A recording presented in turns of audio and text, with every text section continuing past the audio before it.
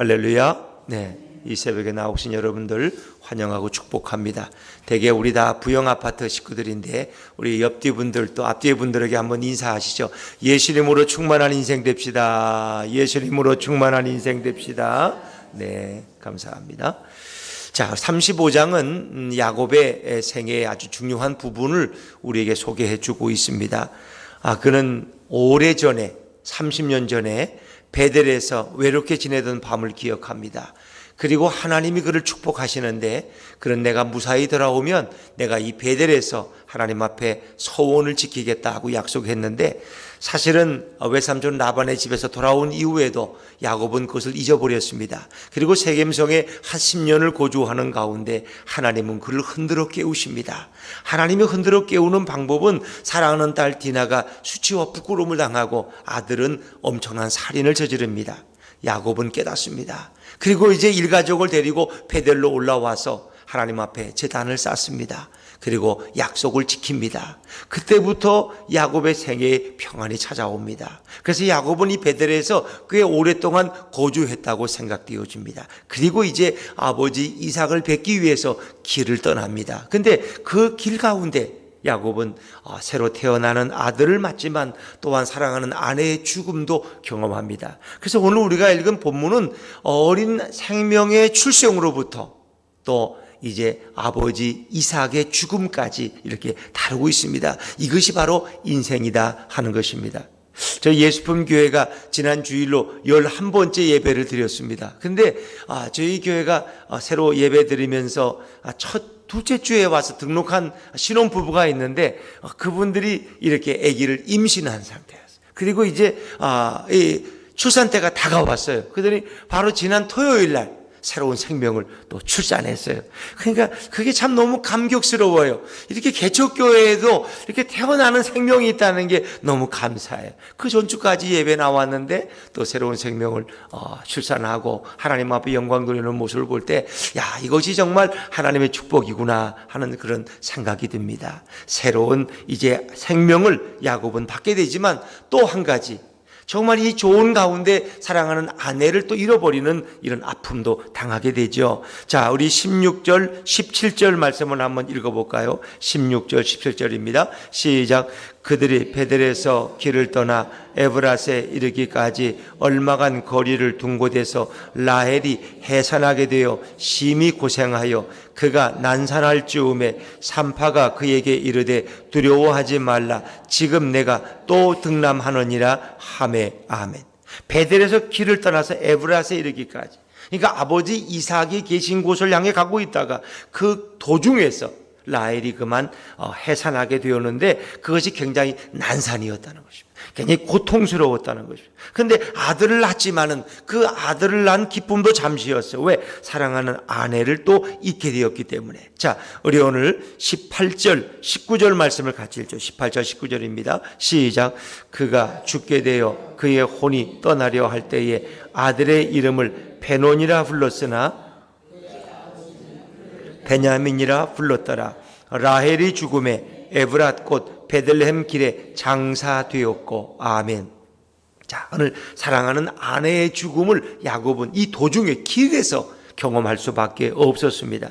아들을 낳았는데 그 이름을 베논이 슬픔의 아들이다 이렇게 불렀다 그래요. 그러나 야곱은 그 아들 이름을 바꾸죠. 베냐민이라고. 너는 오른손의 아들이다. 오른손이라는 것은 능력의 손을 얘기하는, 너는 능력의 아들이다. 베냐민의 이름을 바꿨어. 왜? 슬픔의 아들이라고 치면은 이 베냐민의 이름을 부를 때마다 아내의 죽음이 생각날까 봐 그는 그 아들의 이름을 오른손의 아들, 능력의 아들이라고 부릅니다. 그러나 사랑하는 아내의 죽음은 야곱의 인생에서 매우 큰 슬픔으로 기록되어지는 것입니다. 더욱 라헬은 누굽니까? 야곱이 가장 사랑하고 아끼던 여인이 바로 라헬입니다. 그래서 어찌 보면 하나님은 이래서 공평하신지도 모르겠어요. 그렇게 일생 동안 야곱의 사랑을 언니 레아보다 듬뿍 받던 라헬은 일찍 세상을 떠났습니다. 여러분, 남편의 사랑을 듬뿍 받다가 그가 장수하고 아들도 더 많이 낳고 그러면 좀 뭔가 불공평한 거 아닙니까? 그 사랑을 많이 받던 라헬이지만 그는 이렇게 둘째 아이 베냐민을 낳다가 결국은 세상을 떠나게 됩니다. 이것이 어찌 보면 인생입니다.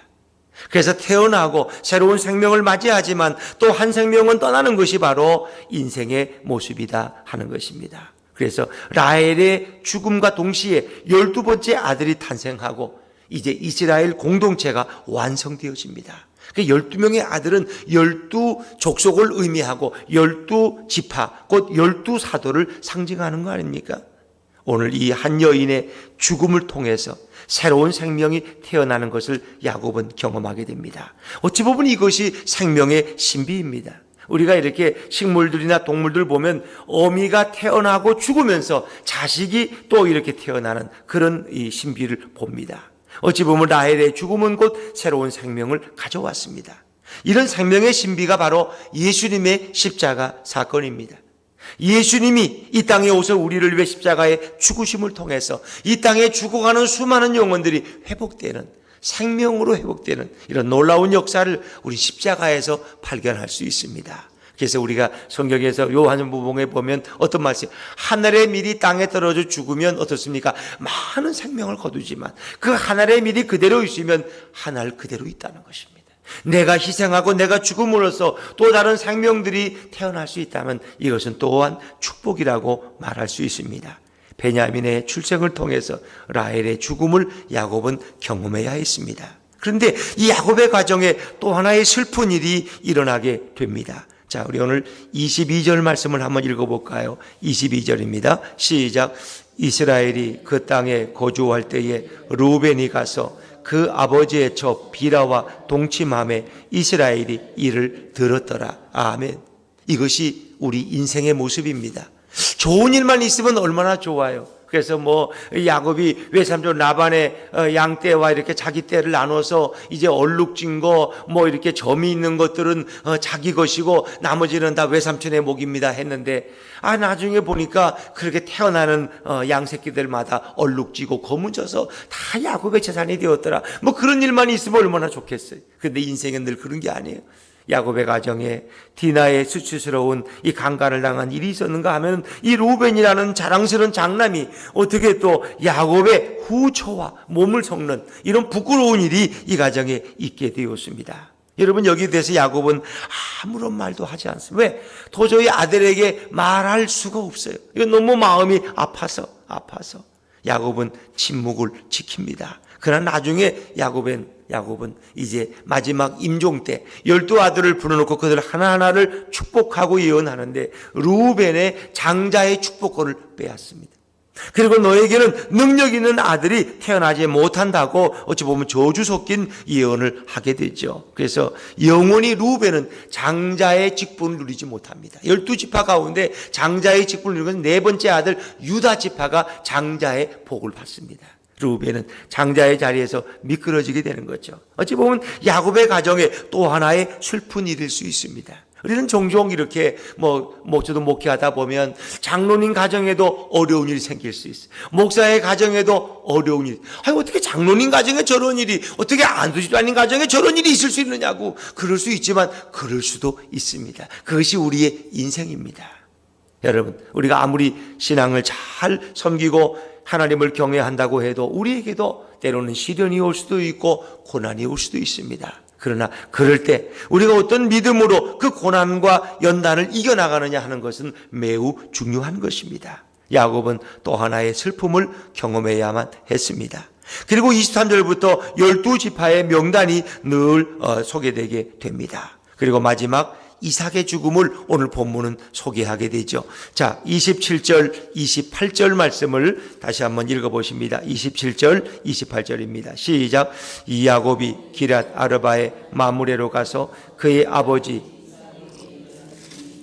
기럇 아르바는 곧 아브라함과 이삭이 거류하던 헤브론이더라. 이삭의 나이가 180세라. 아멘. 자, 드디어 야곱은 이제 몇십 년 만에 아마 꽤나 많은 시간이 길렀겠죠. 그리고 이제 드디어 아버지 이삭에게 이르렀습니다. 그러나 이삭은 얼마 더 살지 못하고 180세의 일기로 세상을 떠나게 됩니다. 자, 그가 죽은 모습을 이렇게 성경은 표현하죠. 29절 모습입니다. 29절 시작. 이삭이 나이가 많고 늙어 기운이 다함에 죽어 자기 열조에게로 돌아가니 그의 아들 에서와 야곱이 그를 장사하였더라. 아멘. 야곱이 이제 마지막 세상을 떠나는 180세로 일기를 마칩니다. 이삭의 인생은 비교적 조용한 인생이죠. 비교적 조용한 인생. 경건하고 기도하던 이삭의 모습을 생각해 봅니다. 그래서 이삭은 또한 예수님의 모델로도 생각되어집니다. 왜? 아브라함이 아들 이삭을 모리아산에 가서 그를 제단에 바치려고 할 때 그 14살, 16살의 청년인 이삭은 아버지에게 거부하지 않습니다. 저항하지 않습니다. 그대로 자기를 하나님 앞에 제물로 드리려고 하죠. 그 이삭의 순종을 생각합니다. 그 이삭의 순종은 곧 예수 그리스도의 순종을 우리에게 가르쳐주고 있습니다. 예수님은 우리를 위해서 참으로 십자가의 제단에 스스로 제물이 되기를 원하셨습니다. 이삭이 바로 이삭은 죽은 것이나 짐이 없었지만 하나님이 그것을 보시고 그 칼을 멈추게 하고 이제 수양을 통해서 이삭 대신 제물을 드리게 하죠. 우리 예수님 죽으셨지만 하나님은 그를 죽음 가운데 일으키셔서 영원한 우리의 생명과 부활이 되게 하신 줄로 믿습니다. 오늘 이삭은 180세를 일기로 세상을 떠납니다. 그러나 성도의 죽음은 소망 중의 죽음입니다. 왜? 성도들은 이 땅에 살아갈 때 예수님을 믿고 살아가고 아마 이삭은 하나님을 경외했던 그런 인물이었습니다. 그는 이제 그 속에 영원한 생명이 있었기 때문에 그는 하나님의 품으로 돌아간 것입니다. 요한복음 14장 1절에 보니까 너희는 마음에 근심하지 말라. 하나님을 믿으니 또 나를 믿으라. 내 아버지 집에는 거할 곳이 많다. 성경은 말씀합니다.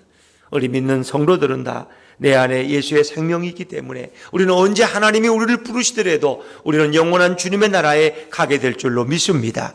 또한 이삭의 생애는 장수한 생애였습니다. 보통 인간들은 90, 100세를 살아가는 것이 평균적이라면 180세에 그래도 긴 생애를 살아갔던 인물이 이삭이었습니다. 또한 그는 기운이 다하여 주님의 품으로 열조에게로 돌아갔다. 그것은 그가 평안 중에 죽었다는 것을 의미하고 있습니다. 이삭의 죽음, 임종을 에서와 야곱은 마지막에 경험하게 됩니다. 여러분, 우리들에게도 우리가 이렇게 태어나 살아가지만 우리들에게도 언젠가는 죽음이 찾아오지 않겠습니까? 우리 인생의 마지막 날을 우리는 경험할 수 있지 않겠습니까? 그래서 정말 현명한 지혜로운 인생은 자기의 죽음을 늘 준비하는 인생입니다. 그러면 그리스도인은 어떻게 자기의 죽음을 준비해야 될까? 예수 잘 믿는 게 자기의 죽음을 준비하는 것입니다.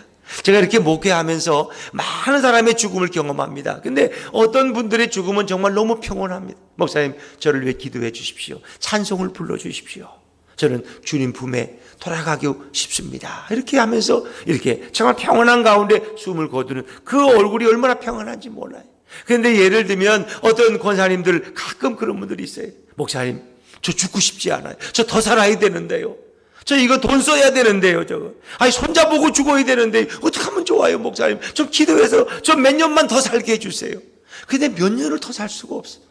아무리 많은 돈을 가져도 단 그의 생명을 하루도 연장하기가 어렵다는 것입니다. 우리 그리스도인들은 언제 마지막 때가 오더라도 내가 예수님의 품에 평안히 돌아갈 수 있는 그런 하나님의 사람이 되어야 할 줄로 믿습니다. 우리가 잘 아는 이야기 중에 미국에 어떤 사람이 여행을 갔는데 미국의 한 공원을 지나가 보니까 이 공원에 묘지예요. 공동묘지예요. 근데 거기에 이렇게 비석들이 쭉 있는데 미국은 참 재미있어요. 그 비석에다가 이렇게 여러 가지 글을 써놓은 분들이 있다는 거예요.